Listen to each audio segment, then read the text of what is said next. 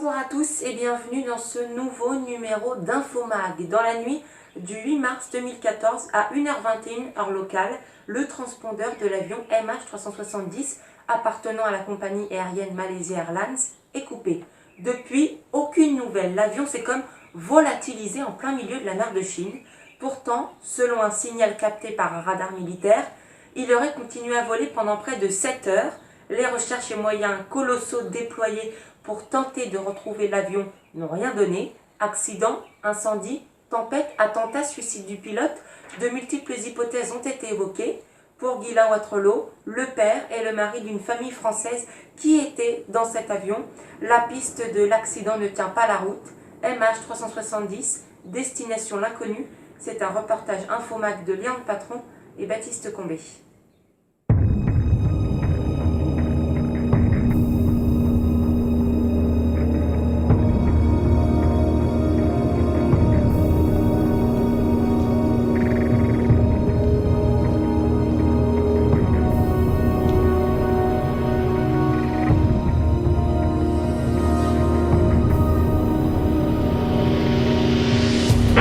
Malaysian 370. Malaysian 370, number radar, good morning. 370 maintaining level 350.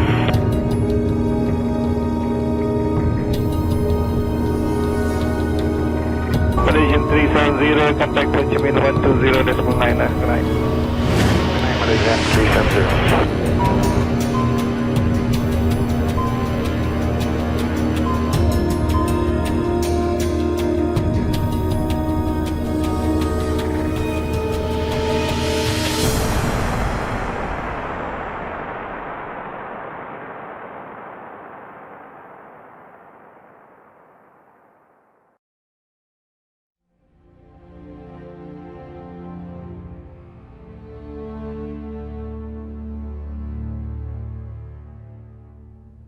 Le 8 mars 2014, à minuit 41, un Boeing 777 de la Malaysia Airlines décolle de l'aéroport international de Kuala Lumpur en Malaisie. Il se dirige vers Pékin en Chine. C'est un vol régulier qui relie les deux capitales pour un total de vol de 5h34. L'arrivée prévue est à 6h30. Le Boeing 777-200 de la Malaysia Airlines est équipé de deux moteurs Rolls-Royce. Il dispose de 49 tonnes de kérosène, soit environ 8 heures de vol. À bord, 12 membres d'équipage, tous malaisiens, et 2 pilotes. Zahari Ahmad Shah, commandant de bord, âgé de 53 ans, il a rejoint la Malaysia Airlines en 1981, près de 18 000 heures de vol à son compteur. Farik Abdulhamid, copilote, âgé de 27 ans, il a rejoint la Malaysia Airlines en 2007, près de 2700 heures de vol à son compteur. Ce vol embarque 227 passagers à son bord, 153 Chinois, 50 Malaisiens, 6 Australiens, 5 Indiens, 3 Français, 3 Américains, 2 Canadiens, 2 Iraniens, 2 Néo-Zélandais, 2 Ukrainiens, 1 Néerlandais, 1 Russe et 1 Thaïlandais.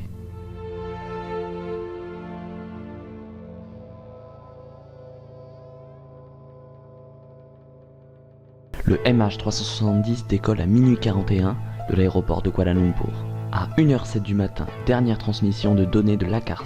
L'équipage confirme l'altitude de 35 000 pieds, soit 10 600 mètres, une première fois à 1h01 du matin. 43,8 tonnes de kérosène sont encore disponibles, il reste donc encore 7 heures de vol de croisière.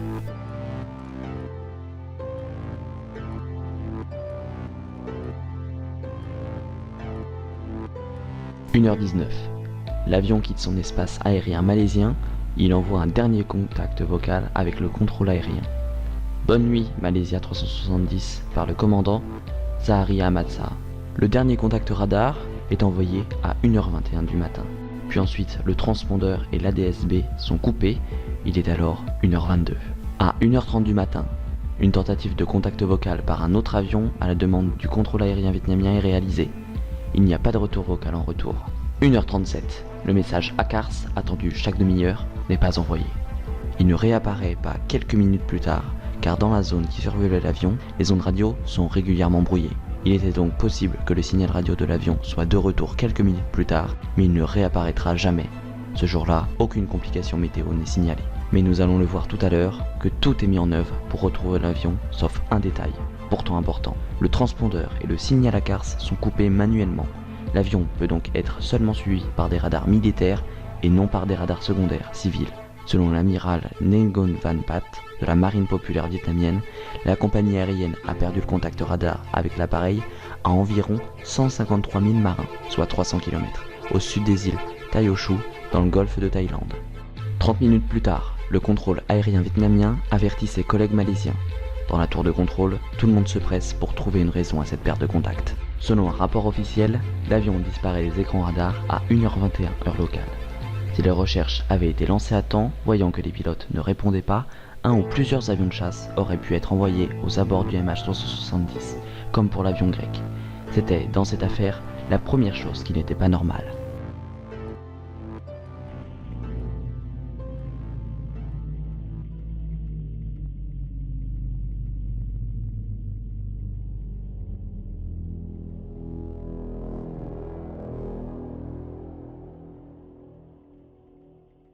Très vite, les recherches se mettent en place en mer de Chine. 3-4 jours après, nous découvrons que l'avion a été détecté par des radars militaires malaisiens à l'opposé. Incompétence, complot, laxisme, toutes les pistes sont ouvertes. Juste après que la liaison ait été coupée, l'avion fait un demi-tour. Il revient sur ses pas vers Kuala Lumpur. Il survole donc la Malaisie et bizarrement en longeant scrupuleusement les frontières des autres pays, comme s'il ne voulait pas se faire repérer. Il part ensuite direction l'océan Indien, d'après la société Inmarsat qui utilise des pings qui ne sont pas destinés à suivre un avion. Et depuis, plus aucune trace de lui. Enfin presque. La zone de recherche totale s'étend désormais sur 7,7 millions de kilomètres carrés. C'est une énorme zone de recherche. Et c'est une mission que la Malaisie ne peut accomplir seule. Je suis par conséquent très heureux qu'autant de pays aient offert leur aide et leur assistance aux opérations de recherche.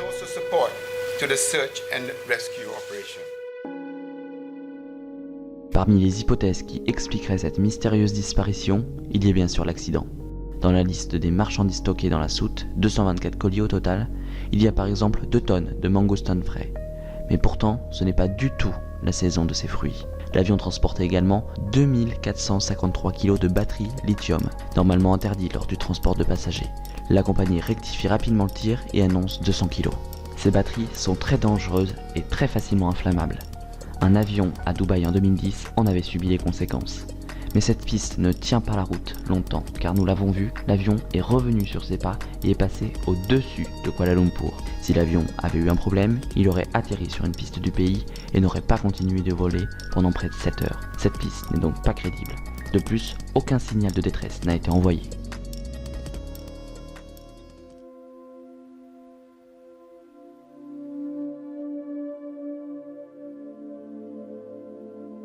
Une hypothèse qui en revanche pourrait être plus crédible est celle de l'incendie. En regardant de plus près la liste de la cargaison, des spécialistes se sont rendus compte qu'il y avait une quantité trop importante de lithium. Ce liquide, que l'on trouve dans presque toutes les batteries de téléphone, est presque indispensable pour le bon fonctionnement de notre smartphone, mais n'est pas sans danger. En effet, il peut exploser, mais ne fait aucun dégât. Il prend juste feu. Le gaz qu'il dégage est inodore et incolore, et nous asphyxie en une vingtaine de minutes, et nous tue. Un vol d'une compagnie aérienne grecque en a déjà fait les frais. Les pilotes de cet avion ne répondront plus aux appels des contrôleurs aériens. Des avions de chasse sont employés aux abords de l'avion. Les pilotes de chasse se sont rendus compte que tous les passagers et pilotes étaient décédés. Revenons au MH370, où il y avait une trop grande quantité de batteries au lithium dans l'avion. C'est une hypothèse qui n'a rien de spécial par rapport aux autres, mais quelques semaines après la disparition, est retrouvé sur une île des Maldives un extincteur vide appartenant au MH370. Ce sont les habitants de cette île qui ont retrouvé cet extincteur. L'avion aurait-il pris feu à cause du lithium? Les membres d'équipage auraient-ils tenté d'éteindre le feu à l'aide de cet extincteur? Le lithium a la caractéristique de réduire en cendres tout ce qui brûle. Cela expliquerait donc le fait que nous n'avons jusqu'alors jamais retrouvé l'avion. Cette hypothèse colle très bien, mais dans ce cas une question demeure. Pourquoi l'avion a-t-il continué de voler pendant près de 7 heures? Le pilote automatique était-il activé? Pourquoi l'avion a-t-il soigneusement suivi les frontières? Et pourquoi n'a-t-il jamais envoyé un signal de détresse?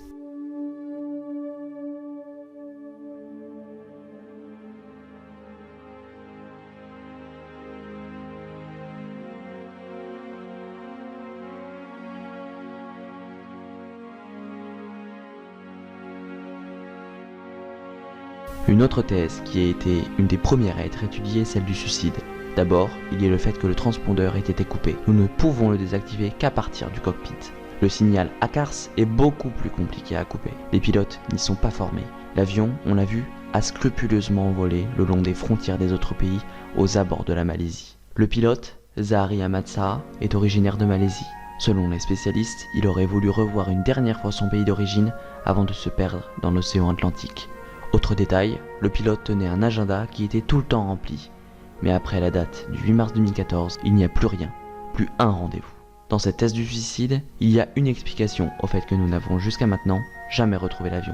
Pour ne laisser aucune trace de l'avion, le pilote aurait pris une très grande vitesse et se serait crashé ensuite. En plongeant à l'eau, avec une très grande vitesse, l'avion serait allé au plus profond de l'océan. Ce qui expliquerait donc que nous ne le retrouverons pas. Mais de nombreux débris auraient dû être retrouvés. De plus, un autre détail est troublant. Le signal radio permettant aux radars les plus bas de voir où est l'avion a lui aussi été coupé. Et pourtant, la désactivation de cette fonction n'est possible qu'en soute. Et cette action ne fait pas partie de l'apprentissage des pilotes, d'après un ancien commandant de bord interrogé par France 2. Comment ce signal a-t-il pu être coupé? Des radars militaires ont quand même réussi à recevoir un signal radio de l'avion à 2h11, puis une dernière fois à 8h11. Mais il y a toujours une question, si le pilote s'est suicidé, l'avion ayant volé pendant près de 7 heures, pourquoi aucun passager n'a réagi et a appelé ou envoyé des messages à sa famille? Pourquoi les hôtesses et les passagers n'ont pas réagi quand ils se sont rendus compte que l'avion faisait demi-tour? Et surtout, pourquoi le copilote n'a lui aussi pas réagi? Pour les passagers, l'explication peut être la nuit. Au moment où le transpondeur est coupé, il est 1h21 heure locale. La plupart des passagers dormaient. Pour les hôtesses et le copilote, le mystère reste entier. Et d'après certains experts, une personne qui a des envies de suicide n'a aucun intérêt à voler pendant près de 7 heures. Il fait piquer l'avion peu de temps après. Exemple avec le suicide dans les Alpes de la Lufthansa.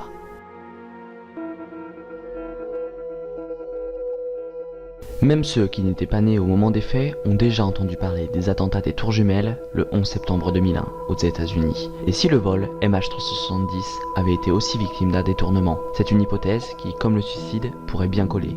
Déjà, cela expliquerait le silence des passagers et membres d'équipage, car si un groupe de terroristes avait récupéré les téléphones de tous les passagers et membres d'équipage, personne n'aurait donc pu appeler. Reprenons toute la trajectoire. L'avion fait demi-tour, longe scrupuleusement les frontières des autres pays, puis se dirige vers les Maldives. Rappelez-vous de la thèse de l'incendie, où nous avons vu qu'un extincteur vide du MH370 avait été retrouvé par des habitants sur une plage des Maldives. Ces mêmes habitants ont également vu un avion voler à basse altitude et faire un virage vers la base militaire américaine de Diego Garcia. L'avion se dirigeait donc vers cette base militaire. Il aurait très bien pu se rapprocher trop près de cette base et, ne répondant pas aux multiples appels des contrôleurs aériens, recevoir un missile américain. L'extincteur aurait pu servir à d'éventuels survivants. Pourquoi le FBI est le lendemain sur place pour récupérer le simulateur de vol du pilote? Quel intérêt ces habitants auraient-ils à mentir? Cela expliquerait le demi-tour, les frontières, que l'avion ne réponde plus et que très peu de débris ont été retrouvés. Mais pourquoi, d'après Inmarsat, l'avion a encore volé 7 heures en direction de l'océan Indien? Et si plusieurs de ces hypothèses se seraient retrouvées pour former le plus grand mystère de l'aviation civile? Et si l'avion avait été pris en otage par des terroristes et à la fois incendié avec ses batteries au lithium? Une chose est sûre, cette affaire reste énigmatique. Aujourd'hui, les recherches se sont arrêtées. Les espoirs sont presque tous perdus et les chances de savoir enfin un jour la vérité sont infimes. Le gouvernement malaisien cache des choses, selon Ghislaine Waterloo. Quelqu'un sait à coup sûr ce qu'il s'est passé. Nous ne saurons probablement jamais ce qu'il s'est passé la nuit du 8 mars 2014. Mais cette affaire pose une grande question. Comment, au XXIe siècle, n'avons-nous toujours pas retrouvé un avion qui était tracé et suivi de partout? Notre monde est à la pointe de la technologie, mais nous n'avons toujours pas retrouvé cet avion, emportant avec lui 239 passagers et membres d'équipage. Voilà, c'est la fin de ce numéro d'Infomac consacré à la disparition du vol MH370. Prochain rendez-vous sur Info TV, c'est samedi à 17h pour la semaine de l'info présentée par Nathan Lemaire. D'ici là, vous pouvez retrouver toute l'actualité sur notre compte Twitter et sur notre compte Instagram @groupeinfotv. Très belle fin de semaine à vous, prenez bien soin de vous et restez chez vous.